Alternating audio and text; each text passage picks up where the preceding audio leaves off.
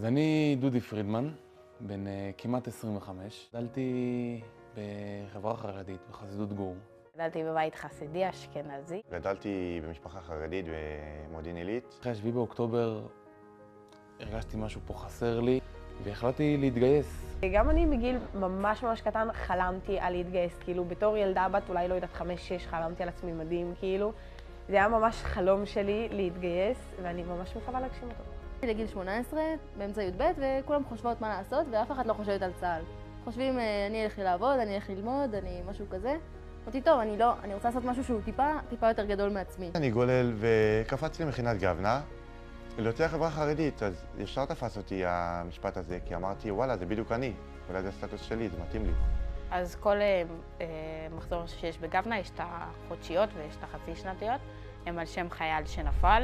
להנציח אותם בדרך של לקרוא למחזור על שמם, ולומד עליו, מתחבר. וזה בעצם יוצר את החיבור הזה, שגם החניכים יכולים להרגיש מאוד מחוברים ומאוד מקושרים לחלל שעל שמם הם קרויים. להתחבר לדרך שהוא עשה,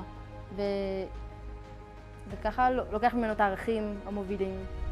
פוגש לפעמים את המשפחה, את ההורים, אם הם מוכנים, וזה דרך נורא יפה, כי בדרך כלל לנופלים יש את כל המשפחה, ופה זה נופל שהוא בסוף התגייס בדרך כלל ללא עידוד משפחה.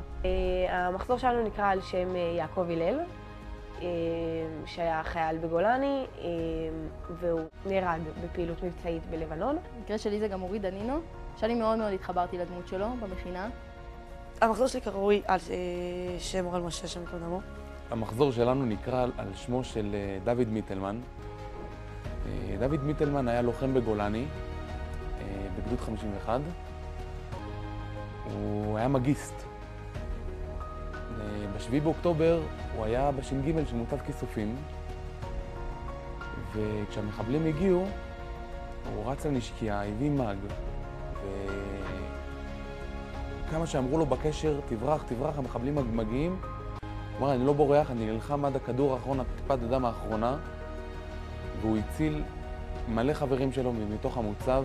קיבלנו את השם של המחזור שלנו, על שם בצלאל שעשוע, חייל ששירת בגדוד צנחנים ונפל באירוע שהיה בג'ביליה. הוא נפגע מאש הכוחות שלנו, מאש צה"ל.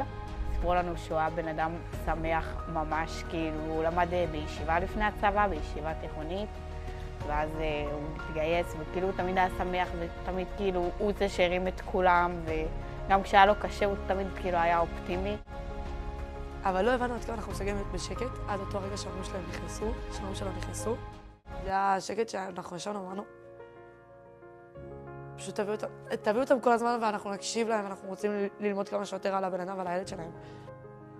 קודם כל, מכיוון שאף פעם לא פגשתי הורים שכולים, זה היה נורא מרגש. יש פה אנשים שמסרו את היקר להם מכל, לעם שלנו, למדינה שלנו, מסרו את הבן שלהם לצבא, והבן עשה הכל כדי לשמור על המדינה, על העם ועל החברים, ושילם על זה בחייו.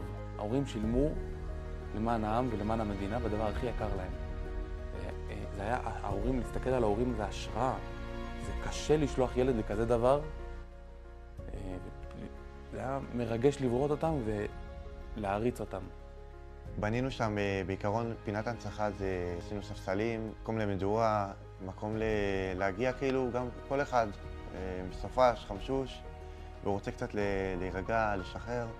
אני יכול להגיע לשם, לשבת עם עצמו, לבוא עם כמה חברים, לבוא עם גיטרה, לשבת נגן. אני חושב שזה מקום מאוד טוב ויש לו נוף מטורף. לכל נופל הנצחנו ספסל שקרוי על שמו עם הסיפור חיים שלו. איך אני אזכור שאני רוצה להיות כמו בן אדם הזה ולא כמו כל בן אדם אחר? אני אסחוב איתי את השם שלו, ואני חושב שזאת הסיבה שאנחנו מזכירים את השם שלו כל הזמן.